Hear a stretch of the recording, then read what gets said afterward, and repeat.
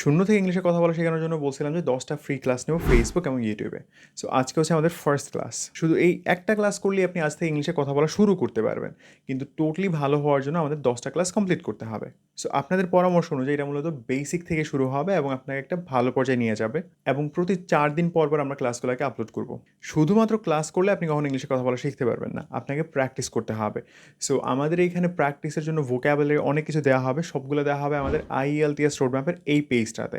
So homework এবং যত materials সবগুলোর জন্য এটাতে যুক্ত হয়ে থাকেন। সো শুরু করা যাক আমাদের ফার্স্ট ক্লাস। শুরুর আগে আপনাদেরকে আমি কিছু কথা বলে রাখি, সেটা হচ্ছে কথা বলার জন্য আসলে অত বেশি গ্রামার লাগে না, খুবই কম গ্রামার লাগে। বাঙালিদের একটা বড় প্রবলেম হচ্ছে এই যে মাথার ভিতরে এক্সপেকটেশন যে আমার এখানে অনেক গ্রামার লাগবে, ইটিসিটিসি লাগবে। এই জন্য সাধারণ কিছু দেখলে তার কাছে মনে হয় যে এটা অত বেশি ইউজফুল হইতে নাও পারে। কিন্তু এইটা মাথা থেকে ঝাড়েন।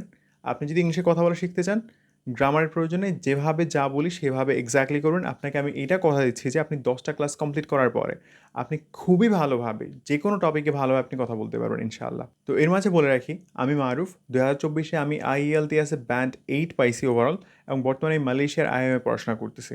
সো আমি জানি আমি কি বলতেছি আপনাকে। সো সবগুলো ক্লাসের জন্য আমাকে ফলো দিয়ে সাথে থাকেন এবং এই ভিডিওটা সেভ করে রাখেন। ভিডিও কমেন্টে আপনি সবগুলো ক্লাসের লিঙ্ক পেয়ে যাবেন। তো প্রথম ক্লাসটা তাহলে শুরু করা যাক। তো আমাদের এই ক্লাসগুলোর মেইন ফোকাস যেহেতু বেসিক থেকে আপনাকে কথা বলানো, সো আমরা একদম বেসিক থেকে শুরু করবো আজকে, এবং ধারাবাহিকভাবে আমরা একটা একটা ক্লাসে সামনে আগাবো। তো আজকের ক্লাসটা হচ্ছে একদম বেসিক এবং মোস্ট ইম্পর্টেন্ট পার্টগুলো নিয়ে। প্রথমত কীভাবে সেন্টেন্স তৈরি করতে হয়। সো ইংরেজিতে আপনি মূলত 2 ধরনের সেন্টেন্স তৈরি করতে পারবেন। সো একটু খাতায় নোট করেন এবং এটাকে কেয়ারফুলি শুনেন। এক ধরনের সেন্টেন্স হচ্ছে যেখানে আপনি কোনো কাজের কথা বলবেন, যেমন আমি খাই, আমি খেলি, আমি পড়ি, ইটিসি। আর আরেকটা হচ্ছে যেখানে আপনি ইনফরমেশন দেবেন, যেমন আমি মারুফ, আমি একজন ছাত্র, আমার বয়স 21, এই ধরনের কথাগুলো। সো এই দুটার পার্থক্য আপনার বুঝতে পারলে আপনার জন্য ইংলিশের সেন্টেন্স তৈরি করাটা অনেক ইজি হয়ে যাবে। একটা সেন্টেন্স তৈরি করতে গেলে আপনাকে দুইটা বিষয় লাগে। একটা হচ্ছে একটা সাবজেক্ট, আর একটা হচ্ছে বাকি অংশ, যেটা আপনি সাবজেক্টের ব্যাপারে কোনো কথা বলেন। সাবজেক্ট মানে হচ্ছে আপনি যাকে নিয়ে কথা বলতেছেন। যেমন আমি ভাত খাই, সো আমি আমি হচ্ছে সাবজেক্ট এখানে। তুমি এই কাজটা করো, সো এখানে তুমিটা সাবজেক্ট, বা সে এটা করে সে সাবজেক্ট এখানে। আর বাকি যে ভাত খাওয়াটা, এটা হচ্ছে আমার ব্যাপারে যে এক্সট্রা কথাটা আমি বলছি সেইটা। সো এখানে আপনার সাবজেক্টের প্রয়োজন। তো ইংলিশে নর্মালি সাবজেক্ট আপনার যেগুলো মাথায় রাখতে হবে সেটা হচ্ছে আই, মানে আমি, ইউ তুমি, হি বা শি এর অর্থ হচ্ছে সে। সো এগুলো হয় কোনো মানুষের ক্ষেত্রে, আর কোনো বস্তুর ক্ষেত্রে ইট, মানে এটা। বা হচ্ছে আপনি মনে করেন যে কোনো কারোর নাম, যেমন মারুফ, আব্দুল্লাহ, আব্দুর রহিম, এই ধরনের নামগুলা। সো মেইনলি যাকে বা যে কোনো বস্তু নিয়ে আপনি কথা বলছেন সেটা হচ্ছে সাবজেক্ট। এখন সাবজেক্ট হচ্ছে আপনার এক বচন হইতে পারে, আবার বহু বচন হইতে পারে। এক বচন মানে একটা, বহু বচন মানে একের বেশি। সো একটা হইলে আমরা এই যে আই, হি, শি এগুলো ব্যবহার করি, কিন্তু এগুলো আবার যদি বেশি হয় তাহলে আমরা ব্যবহার করি কি, আই এর পরিবর্তে উই, আমরা, তুমি এবং তোমাদের জন্য ইউ, সেম। এবং আমরা যদি তারা বলতে চাই তাহলে আমাদের ব্যবহার করতে হবে দে। এগুলো হচ্ছে আমাদের সাবজেক্ট। এগুলো ছাড়া আমরা একটা সেন্টেন্সকে তৈরি করতে পারবো না। দেন এরপর যে আমরা কথা বলতে চাই তাহলে হচ্ছে এই সাবজেক্টের সাথে মূলত আমাদের বাকি পার্টটাকে অ্যাড করতে হবে। সো আমি আপনাদের বলছিলাম 2 ধরনের সেন্টেন্স। সো আমি যদি একটা কথা বলতে চাই যে আমি কোনো একটা কাজ করি, যখন কোনো একটা সেন্টেন্সে আমরা কোনো কাজ বোঝাবো সেখানে আমরা জাস্ট সাবজেক্টের সাথে একটা ভার্বকে, মানে একটা কাজকে অ্যাড করে দিব। যেমন আমি যদি বলতে চাই আমি ভাত খাই, তাহলে আমি, ইট, খাই, কি খাই, ভাত মানে রাইস, আই ইট রাইস। এভাবে আমরা একটা সেন্টেন্সকে গঠন করতে পারি। বা আই স্টাডি, বা আই স্লিপ। সো এখান থেকে এটা মাথায় রাখবেন যে যখন আমরা কোনো একটা কাজকে নিয়ে যদি কোনো সেন্টেন্স বলতে চাই, যে আমরা একটা কোনো কাজ করি নর্মালি, তাহলে এই ক্ষেত্রে আমরা এর মাঝে অন্য কিছু অ্যাড করবো না, শুধুমাত্র সাবজেক্টটা, একটা ভার্ব, এবং হচ্ছে বাকি যে অংশটা থাকবে সেইটা। কিন্তু গন্ডগোলটা হচ্ছে আপনার দ্বিতীয় নাম্বার সেন্টেন্সে। সো দ্বিতীয় নাম্বার সেন্টেন্স যেখানে আমাদের নর্মালি আমরা কোনো কাজের কথা বলি না, জাস্ট কোনো একটা বিষয় সম্পর্কে কথা বলতেছি, যেমন বলি যে আমি একজন স্টুডেন্ট, বা আমি মারুফ। এই ক্ষেত্রে তাহলে এখানে ভার্ব কোথায়? ইংলিশ একটা সেন্টেন্সে ভার্ব ছাড়া কখনো সেন্টেন্স হইতে পারে না। সো আপনার একটা ভার্ব দরকার। সো এই ক্ষেত্রে আসে আমাদের এমন কিছু ওয়ার্ড যেটা আমাদের ভার্ব হিসাবে আমরা ব্যবহার করি। সেটা হচ্ছে অ্যাম, ইজ, আর।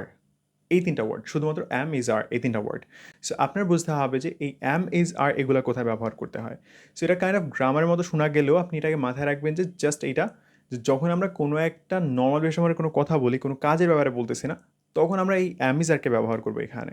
যেমন মনে করেন I am Maruf, I am happy, she is happy, English is important. So এই ক্ষেত্রে দেখেন এখানে কিন্তু কোনো কাজ নেই, জাস্ট বলতেছি সে খুশি, বা ইংলিশ ইম্পর্ট্যান্ট, ইটিসি কথাগুলো।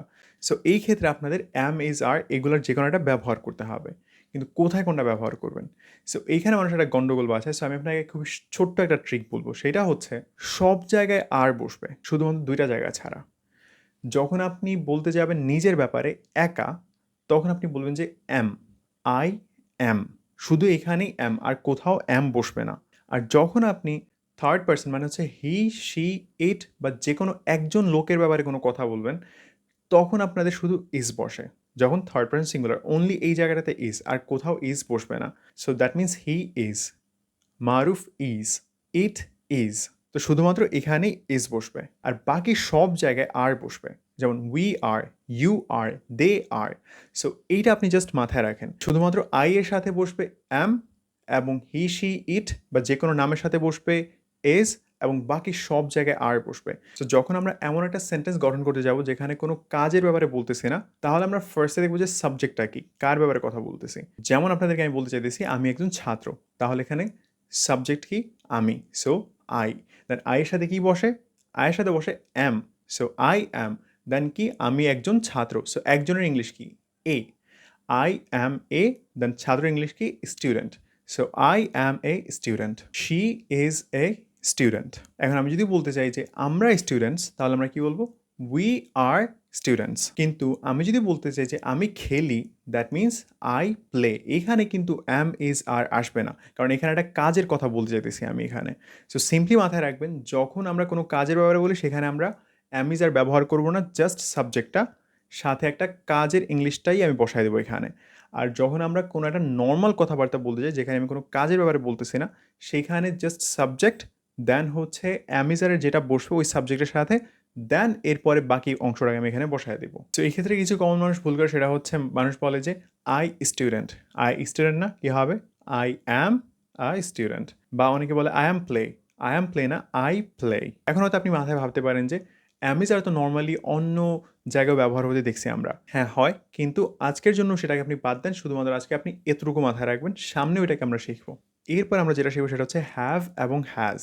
যখন আমরা বুঝাইতে যাবো যে কিছু আমাদের একটা আছে, তখন আমরা ব্যবহার করব হ্যাভ বা হ্যাজ। যেমন আমার একটা কলম আছে, আই হ্যাভ আ পেন। তো এটা একদম সিম্পল, হ্যাভ এবং হ্যাজ এর বাংলা অর্থটাই হচ্ছে আছে। সো যখন আমি বলি যে আমার একটা প্রবলেম আছে, I have a problem, simply subject বসাবেন, হ্যাভটা বসাবেন, দেন হচ্ছে একটা প্রবলেম বা যেটাই আছে সেটা হচ্ছে আই হ্যাভ টু পেন্স, মানে যেটা আপনার বাকি অংশটাকে আপনি এখানে বসাবেন। সো হ্যাভ এবং হ্যাজের মাঝে পার্থক্য এটা যে হ্যাভটা বসবে আপনার সব কিছুর সাথে, শুধুমাত্র থার্ড পার্সন সিঙ্গুলারে বসবে হ্যাজ। সো যখন আপনি বলছেন তার আছে বা রহিমের আছে, তখন আপনি বলেন যে he has, Rahim has, Maruf has. বাকি সব জায়গায় we have, they have, you have, সব জায়গায় হ্যাভ বসবে। তো যখনই আমরা এমন কিছু বলতে যাবো যে আমার কিছু একটা আছে, তখন আমরা হ্যাভ এবং হ্যাজের ব্যবহার করব। তো এইবার আসি আমরা থার্ড পার্সন সিঙ্গুলারের আরেকটা ইউজের কাছে। যখন আমরা নর্মালি কোনো একটা সেন্টেন্স বলে যাব যেখানে আমরা কোনো কাজ করার কথা বোঝাচ্ছি, যেমন আমি খেলি বা সে খেলে, সেই ক্ষেত্রে আমাদের একটা ডিফারেন্স আছে সেখানে, আবারও এই থার্ড পার্সন সিঙ্গুলারের সাথেই। থার্ড পার্সন সিঙ্গুলার ছাড়া বাকি সব জায়গায় আমরা বলবো এইভাবে যে আই প্লে, ইউ প্লে। কিন্তু থার্ড পার্সন সিঙ্গুলারটা আসলে অনলি তখনই আমরা শেষে একটা অ্যাস যুক্ত করবো আমাদের কাজটার সাথে। যেমন হি প্লেস, হি ইটস। বাকি সব জায়গায় I play, I eat. So এখানে একটা কমন প্যাটার্ন দেখেন, নর্মাল কোনো একটা সেন্টেন্স যেখানে আমরা কোনো একটা অবস্থা বোঝাই সেখানে থার্ড পার্সন সিঙ্গুলার সাথে ইজ বসে, এবং হচ্ছে থার্ড পার্সন সিঙ্গুলার সাথে আপনার হ্যাজ বসে। কিন্তু যখন আমরা কোনো একটা কাজ করার কথা বোঝাই সেখানে আবার থার্ড পার্সন সিঙ্গুলারের সাথে যে কাজটা বসাবো কাজের শেষে আবার একটা অ্যাস বা ইএস বসে। তো এই ক্ষেত্রে যাতে আপনি কনফিউজড না হন যে কী বসবে থার্ড পার্সন সিঙ্গুলারের সাথে, সেই জন্য আপনি মাথায় রাখবেন যে যেই ওয়ার্ডগুলো শেষে অ্যাস আসে সেগুলো এখানে বসে। যেমন ইজের শেষে একটা অ্যাস আসে, হ্যাজের শেষে একটা অ্যাস আসে, আর যদি নর্মাল একটা কোনো কাজ বসে আমরা এখানে, সেই ক্ষেত্রে কাজের শেষে একটা অ্যাস বসে যাবে। সো থার্ড পার্সন সিঙ্গুলার সবসময় একটা অ্যাসকে অ্যাট্রাক্ট করে নিজের দিকে। তো এরপর আমরা শিখবো ছোট্ট আরেকটা পার্ট। যখন আমরা নর্মাল বলছি যে আমি, তুমি, সে, সেই ক্ষেত্রে আমাদের সাবজেক্টগুলোকে আমরা এইভাবে ব্যবহার করি যে আই, ইউ, হি, শি, এভাবে। কিন্তু যখন আমরা বলতে চাইবো যে আমার, তোমার, তার বা আমাকে, তোমাকে, তাকে, তাহলে আমরা কি ব্যবহার করব? সো এই ক্ষেত্রে হচ্ছে আপনার নর্মালি আরও কিছু ওয়ার্ড আছে, যেমন মাই মানে আমার, মি মানে আমাকে, ইউর ক্ষেত্রে তুমি ইউ, ইউ তোমাকে, এবং ইয়োর মানে তোমার, এবং হি শি এর ক্ষেত্রে হি মানে হচ্ছে সে, তার ইংলিশ হচ্ছে হেজ, বা মেয়েদের ক্ষেত্রে হার, এবং তাকে ইংলিশ হচ্ছে হেম। এটা হচ্ছে এই যে লিস্ট আমি দিয়ে রাখছি, এখান থেকে আপনারা কাইন্ডলি দেখে এটাকে মুখস্থ করে নেবেন। এটা আপনাদের নেক্সট ক্লাস পর্যন্ত এটা কাজ থাকবে আপনাদের জন্য। সো যখন আমরা একটু ভিন্নভাবে কথা বলতে যাবো তখন হচ্ছে আমরা আবার এগুলাকে সাবজেক্ট হিসেবে ব্যবহার করবো। যেমন আমি যদি বলতে চাই যে আমার ইংলিশ বাজে, তাহলে আমি বলবো কি মাই ইংলিশ ইজ উইক। এভাবে না যে আই ইংলিশ ইজ উইক, বা মনে করেন আমি বলতে চাইতেছি তার ভয়েসটা অনেক সুন্দর, তো এই ক্ষেত্রে কী হবে, হিজ ভয়েস। তো যেহেতু এখানে আমরা একটা ইনফরমেশন দিয়ে দিচ্ছি, সো এই ক্ষেত্রে আমাদের অ্যামিজারে কিছু একটা আসবে, তো হিজের সাথে আসবে কি is. So his voice is really beautiful, অনেক সুন্দর। তো সিম্পলি আপনি যেভাবে বলতে চাইতেছেন সেভাবে আপনার জাস্ট হচ্ছে এই ক্ষেত্রে সাবজেক্টটাকে চেঞ্জ করে দিতে হবে, আর বাকি সব কিছু ঠিকঠাক থাকবে। সো এইভাবে হচ্ছে আপনি একটা সেন্টেন্স গঠন করবেন। সো আজকে আমরা যেটা শিখলাম সেটা হচ্ছে সাবজেক্ট কি, ভার্ব কি, অ্যামিজার কোথায় বসে, হ্যাভ হ্যাজ কোথায় বসে, সেন্টেন্স কীভাবে গঠন করতে হয়, এবং সাবজেক্টের ভিন্ন ভিন্ন ফর্মগুলো। সো ক্লাসটা একদম খুব বেসিক ছিল, কারণ আমরা একদম বেসিক দিয়ে শুরু করতেছি। সো এবার হচ্ছে আপনাদের হোমওয়ার্কের পালা। সো ইংলিশ স্পিকিং আপনার শিখতে হলে আপনাকে মুখ দিয়ে এই কথাগুলোকে বের করতে হবে।